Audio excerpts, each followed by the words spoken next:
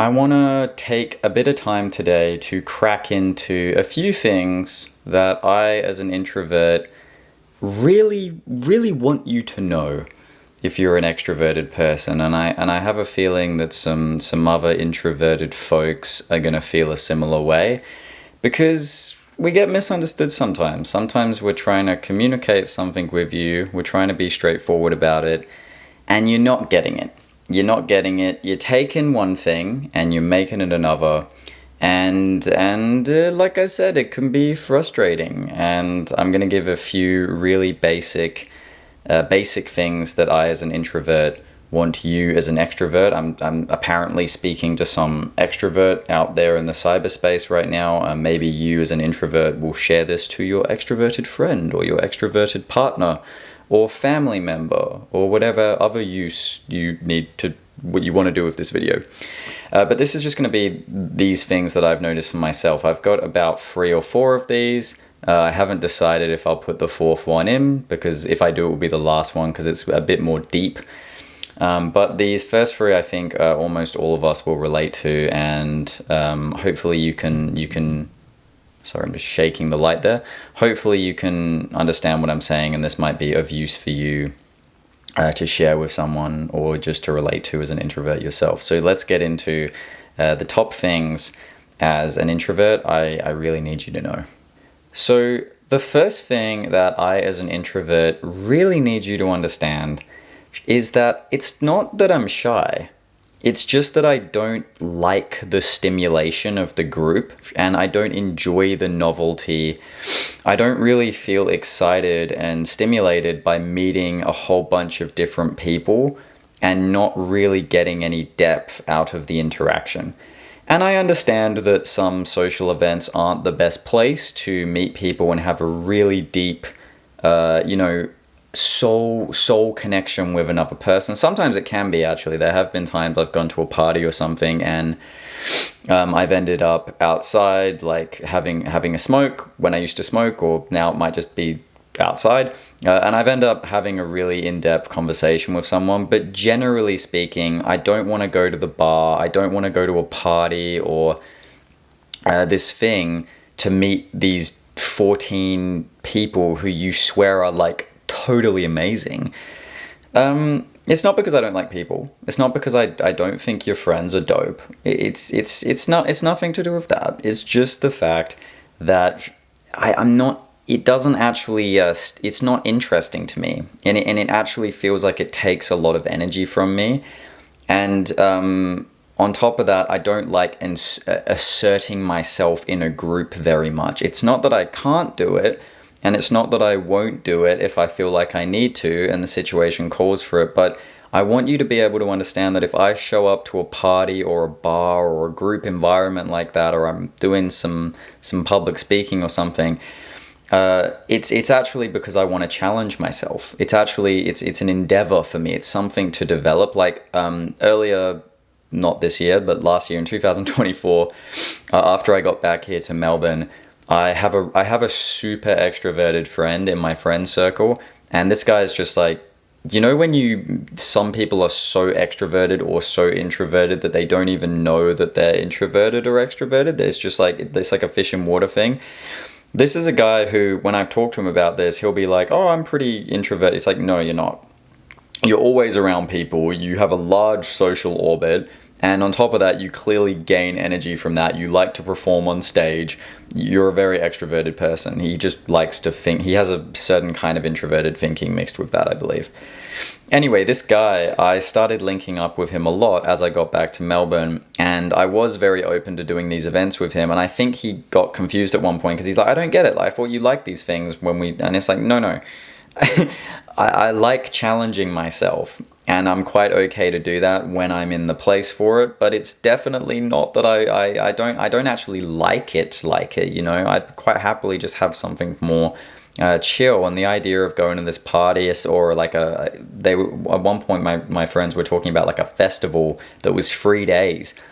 And for me, like, especially because I'm sober, like I've been sober for 2 years now, I don't take drugs or drink alcohol or anything. Like the idea of going to a festival for like 3 days is just not, it doesn't have a spark to me. So I've gone off on a tangent, but the point of this is it's not really that I'm shy. I don't want to be misunderstood as someone who can't express themselves or doesn't have any desire to express themselves. It's just that I'm not interested in expressing myself in that way so much. And I think that's a really important distinction. So that's the first one here. The second thing that I really need you to understand as an introvert is that I don't really mind what we do so much. It's not such a big deal for me. You know, like there's that awkward thing as an introvert where your friend's like, okay, cool, so we've been planning to hang out on Thursday night. It's Thursday night. What are we going to do? And it's like, my mind just draws an ellipsis. It's like, and it's not because I can't think of things to do in the city or the surrounding areas. It's not even that I probably haven't bloody checked What's On, which is like a website here in Australia where you can check what's on. So I've probably checked what's on, but it's not for me. It's for you. Right? You're the reason I'm checking what's on, because I know that you feel like you need this thing to do. But really, I just want to connect with you. I just want the closeness and the intimacy of the connection. If you said, I actually personally like going out, even as quite an introverted person. I prefer to go to a cafe, like an all-night cafe or a jazz cafe or this or that, or to a park, than stay at home. I do like the outside environment and energy, but I prefer depth and like deep interpersonal connection. So it doesn't really matter for me what we do. And I need you to understand that, because sometimes it's like this pressure that I feel to find the right thing to do. And that's okay. Like, it's okay that we're looking for novel experiences and cool new things. My openness dimension on the Big 5 factor test, for example, is very high. So I'm open to different things. But I need you to understand it, because it's not really for me. If it was just you and me going to Starbucks to have a matcha and talk for 6 hours, I'm quite happy to do that. I don't really mind what we do. I just want to be able to connect to you honestly, authentically. I care about the relationship and the dynamic between us, not so much like all the things we can explore and experience together. That's secondary. And if there is something specific, like an exhibit or something going on like that, and we're going to do it, awesome. That'll be really fun as well. But it's not necessary for us to spend time together. So I don't really mind what it is that we do, and I don't always want that like pressure of, I don't know why, tell me if you guys relate. I think because I'm quite, I wouldn't say I'm overly agreeable, but I'm agreeable enough, and I care about, I very much care about the experience of the other person. And because of that, I think I often end up in positions where I'm sort of picking the thing. And sometimes I think that's just because like a lot of my friends are women, for example, and on average, statistically, women are even more agreeable. So they might just assume that I want to pick the thing. I actually have like 2 female friends who are more disagreeable and like actually take the reins a bit more. And I kind of like that, because for me, it's like, if they're like, I want to do this thing, like I've got this one friend and it's like, I want to go to this restaurant, then I want to go here. And then I'm just like, oh, okay, cool, great. Like I like just sort of being agreeable and going with the flow. But again, it doesn't matter what that flow is, as long as we're having the actual connection and the closeness. That's what's really there for me. The actual thing on the outside is not so important. So that's the second thing. It doesn't really matter what we do. I'm more interested in connecting with you and the closeness and the interaction. That's why I'm here. That's what I'm all about. And I need you to know that. The third thing that I really need you to know is that, and this one irks me. It's an itch on my arm. I don't want to have to compete for breathing space in a conversation. And this is related to that first one, right? Where it's like not wanting to be in groups, because you've seen it. You can walk past a bar at night. I do quite a bit of photography, so sometimes I'll be out really late and I'll be like night crawling, taking some pictures in different spots. And I don't really go to bars and stuff myself because I don't drink alcohol, and because of the reasons that you can probably pick up on this video. But I walk past bars and like little outdoor clubs and venues and stuff like that sometimes, and I see how people are engaging, and no one's really, it's not that there's no depth, it's not that no one has any interest in saying anything of depth, I don't think always. It's because there's not enough space. Everyone's just yelling things into this like compiled ball of like blah, blah, blah, blah. And like for me, it's like it makes my brain do a Tasmanian devil. That's the truth. It's like I don't know what to. I don't even know where I would share a thought or a feeling there. And because my orientation is more towards sharing my experience, or if you ask me something, I want to give you an actual response. I don't like talking shit. I've learned how to do the shit talking thing where I just free associate and riff off of what someone else says. And I've done that because I've spent a lot of time learning how to go and speak to girls in public places and just like be extroverted and do that. I've learned to, like I said, hang out with that really extroverted friend I have and go to we went to a couple of EDM concerts and like these little mini raves and stuff. And I've learned how to just be like, hey, how you going? Oh yeah, cool. It's a weird club, isn't it? Like, oh, I love those shoes. It's interesting. My cousin had it. You kind of remind me of, like, I know how to do that. But I don't want to do that. I don't want to have to just like never have 5 seconds to talk. I'd prefer to give you a real response.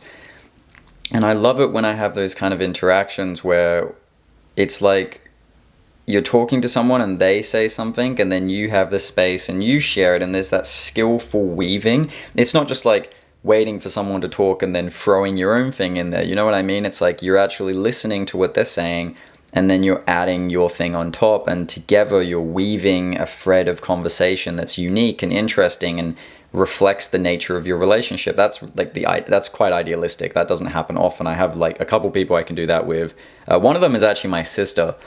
My younger sister, like she's 8, I'm 26, she's 18 years old, and she's quite introverted, so she can do this, right? Her and I can sit and talk, and I know she hears what I'm saying pretty well. And I like hearing what she's saying, and the back and forth, it's, from the outset, I think it looks skilled almost, because it's like we know how to hear and feel what one another is saying. And not only is that amazing for the depth aspect, but it's the fun aspect as well, because think of all those like weird inside jokes and things that it's like we're in sync, or we can finish each other's sentences in our mind even, or we sometimes even have thoughts that are kind of like linked together in this bizarre Jungian synchronistic way, because you don't have to compete for that. It's like there's just a natural flow, and I don't like it in these groups where it's like you don't feel like you can even say anything. I don't want to have to, again, exert myself. And I think that is a really key feature of my personality, maybe yours too. If you're a more introverted person. I remember when I used to do martial arts, I used to do Brazilian Jiu-Jitsu. And my coach in Brazilian Jiu-Jitsu always used to chastise me because when I would get into, we'd roll, like with sparring and Jiu-Jitsu, we'd be rolling and grappling. And like, I have a tendency to like conserve my energy and like hold the person there rather than like going for the next shot. And I think that is partially like just how I'm wired in a way. I want to conserve weight and then do the right thing rather than just throwing a bunch of shit out there to see what works. That's more of like a learned thing for me. And I know that's necessary in life to try different things and see what happens. But on a more organic level, it's like I don't want to have to always compete for space. And this is especially uncomfortable if it's one-on-one. And it's like I feel like I just always have to play the listener role. I am naturally more of a listener. I'm naturally more someone who's going to pay attention to what you're saying. Again, I'm fairly agreeable in that respect. I'm very high in compassion. I do want to hear someone else out. It's part of my job. Both of my jobs actually are listening jobs, essentially. I listen to what people have to say. But I also want to be able to share my thing, and I think it's important to have that back and forth respect. So I don't want to have to feel like I have to compete for breathing room to speak and express myself. That's the kind of thing that prompts withdrawal from me in a relationship, whether it's intimate, romantic, or platonic, is when I don't feel like I really have that space to speak and communicate. It's very uncomfortable for me, so I don't want to have to compete for breathing room. That's the third one. Okay, let's talk about this fourth one, and this is more relevant to me as an introverted feeling type. I'm an INFP, so introverted feeling is my most dominant function. And on top of that, I'm also just, I would say I'm skeptical, but not in like an acerbic, dry way where I need everything to be validated by scientific proof. It's not anything like that. It's more the fact that it's important for me, as an introverted feeler, to recognize not only what I'm relating to, but how I am subjectively relating to it, if you get what I mean. It's not just what it is, but it's how I'm relating to it. So the fourth thing here is, I'm not saying that you're wrong, because sometimes, let me just finish what it is first. I'm all over the place with this one. I'm not saying you're wrong. I want to be able to relate to it in my own way. So there are a couple people I've had conversations with recently, this has happened, and it's like, I can tell someone trying to convince me of a certain stance or perspective, and it's like, I'm not disagreeing with you. I understand why you're saying what you're saying. I'm not agreeing with you I'm not going to placate you by being like, oh yeah, that's so true, I agree. Because sometimes it's like, I think extroverted people sometimes need that mirror, like that social cohesion of like, me too, like how I relate to it. Where for me, it's just like, no, I understand where you're coming from with it, but I need my own space and time to relate to it. So sorry I gave a big jarble about what that is. What I'm trying to say here, there's a fourth thing, is I'm not saying you're wrong, I just want to relate to it in my own way. So for me, it's very important to remain open when I'm viewing something. I like to be multi-perspectival, and I like to know what's influencing the stance that I take and the principles in which I'm relating to. I don't just want to jump onto something, I want to know why I'm into that thing. And sometimes I'll hear with my friends, they'll sort of say something, they'll try to sort of whittle something up out. They'll say something like about Nietzsche or something, and I'm thinking that's not really grounded in Nietzsche's thought. It's more just like something you're using for a certain thing, and then you're saying like, oh, that means this, and it's like, no, I think there's more to it, and I think you're using it, you're sort of cherry picking what's useful about it. It's not necessarily what you're saying though. You know, like you're taking one thing from one theory and then and you're blowing it up to be something else. And it's like, no, you need to be able to learn how to relate to it in your own way over time, or at least I do. So for me, when I learn something, I want to go and figure it out in my own time. I want to make sense of it gradually.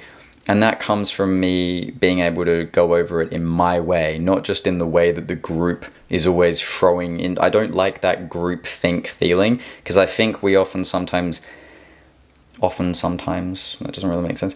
We often just jump to the thing that everyone else is saying emotionally, rather than really thinking through or getting a very clear sense of how we feel or how we relate to something, if that makes sense. I want it to be more thorough if I'm gonna identify with it. You know, I don't just want to like take one thing and be like, oh, okay, that must mean this. It's like, no, I want to be able to relate to it in my own way. So although I've done an awful job of explaining this fourth thing, and I hope you can read between the lines, I want to summarize it by saying, I'm not saying that I disagree with where you're coming from, and I'm not saying I don't see why you find it valuable, but I'm not agreeing with you directly either, because I need my own way, I need my own time and space to feel into it and think about how it is. And I feel like that should be simple enough to say to people, but I feel oftentimes the social convention is such that we'll like use our words in a way we'll just agree with and be like, oh yeah, true, that must be right, and then if not, it almost seems like you're putting up opposition, but I'm not. It's just that I need time and energy in my own space to just really go over it and make sense of it. So that's the fourth one there.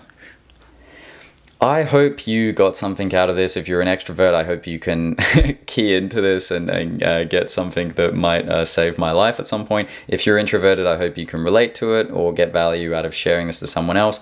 If you did any of those things and you haven't already, I appreciate you subscribing to the channel, liking the video, sharing this to anyone you feel like might get value out of it, commenting for the algorithm below. My email is in the description. I hope you're having a beautiful day, and I'll see you very soon. Bye-bye.